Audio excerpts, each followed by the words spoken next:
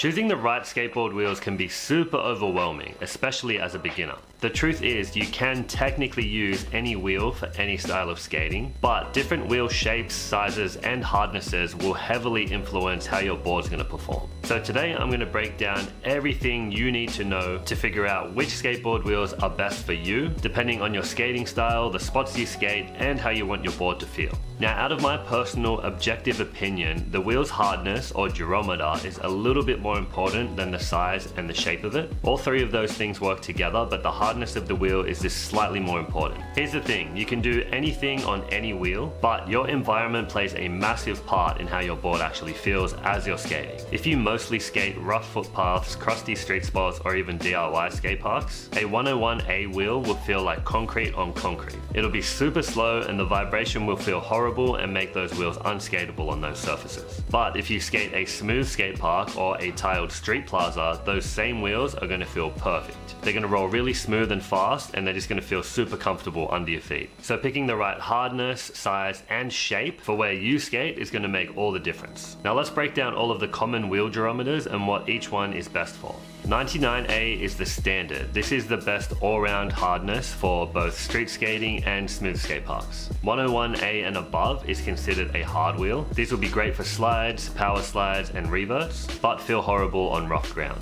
97A is slightly softer than the standard. This will give you a slightly smoother ride, a little bit more grip, but will still be trick friendly. Now anything between the 70A to the mid 90s is considered a soft wheel and is going to be better for cruising. These will eat up the rough ground and feel really smooth and fast, but they're going to be too gummy and way too grippy for normal skating. Then we've got the new hybrid formulas that have been coming out more and more often lately, like Powell Peralta's Dragon formula that comes in a 93 and a 97, the Bones X formula which comes in the 93, a 97, and a 99, and Spitfire's Soft Slider formula, which comes in a 93. These are all awesome if you want one wheel that does it all. These formulas are designed to feel smooth on rough terrain, but still slide and do tricks like a harder wheel. Now with wheel sizing, this is one of the easiest things to get wrong, but also the easiest thing to fix. Here's a general outline of the wheel sizing. 50 to 52 millimeters is going to be small, light, fast for flip tricks. You're going to get less wheel bite and it's perfect for technical skating. 52 to 54 is the sweet spot. This is the all-rounder kind of size. 54 to 56 is going to be a bit heavier but faster and smoother. It'll feel much better for rough ground and transition skating.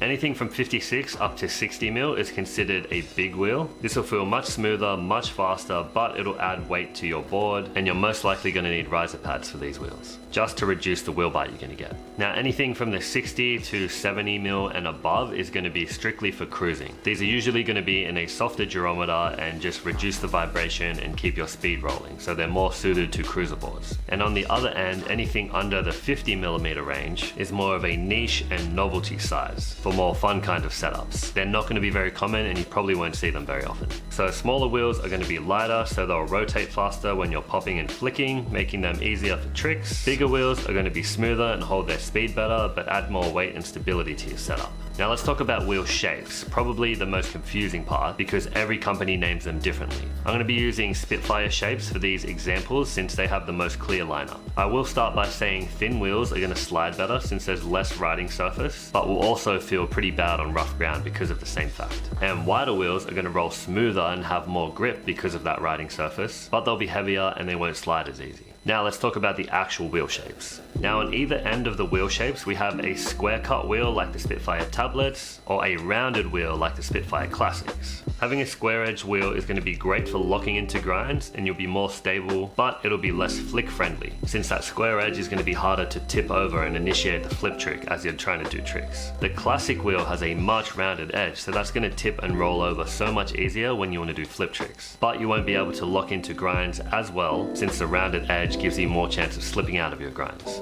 The Conicals, Radials, and OG Classics are the perfect in-between middle ground. All three of these shapes are really similar with a fairly wide riding surface, but also has a nice rounded edge as well. Not as wide as the classic shape, but still rounded enough to help with your flip tricks. And then you have the asymmetrical shapes like the lock-ins and the lock-in classics. These have the straight cut inside, so you can lock into grinds really well and hold those grinds, but they have a rounded outside to help with the flip tricks. So it's a hybrid wheel that's designed to do both really well. And I will mention that the Conicals, the lock-ins, and the Radials all have a full version. which is just a wider version of its standard wheel, which will give you a wider riding surface as well. So it'll pretty much make that wheel faster and give you more grip. Now that you know how each spec changes the performance of the wheel, here's some examples of how it all ties together for different styles of skating. For technical skating, a small and hard wheel is going to be better suited. Anywhere from a 50 to 54 mil in a 101A gerometer and in the classic shape. These are going to be perfect for flip tricks, slides, manuals and grinds. Not so great for rough ground or skating transition because they have a thin riding surface and they're not going to have much grip either.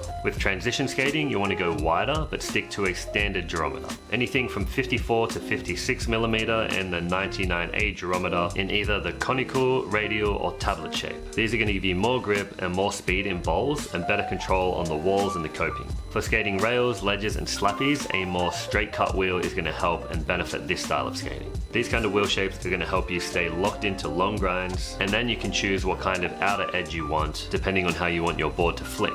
So you can keep it square cut with the tablets. Conicals will help it rotate a little bit more since it has a rounded edge, but still a fairly straight cut inside. OG Classics are going to have a similar effect, same as the radials. Semi-straight edge with the rounded corners, or go for the lock-in wheels, which is a hybrid of both. Straight edge inside, rounded outside. Now for street skating and rough skate spots, or even a rough old skate park, you're going to want a slightly bigger or slightly softer wheel. Anything from the 54 to 56 millimeter range, and you can try the 97A gerometer or one of the hybrid wheel formulas. And then when it comes to smooth skate parks or smooth street plazas, you want to have a standard gerometer like the 99 and one of those all-rounder shapes like the conical or the radial. So to sum it all up, a softer wheel is going to give you a smoother ride on a rough surface, but be too slow and grippy on a smooth surface. Hard wheels are going to be best for slides and tricks, but only on a smooth surface. Big wheels are going to give you more speed, a smoother ride and more grip, but add weight to your setup and you might need to use riser pads. Small wheels are going to be lighter and give you more control for technical skating. A wheel with a rounded outside is going to be much easier for flip tricks, and a wheel with a straight edge is going to be much easier to lock in and stay locked into grinds and slides.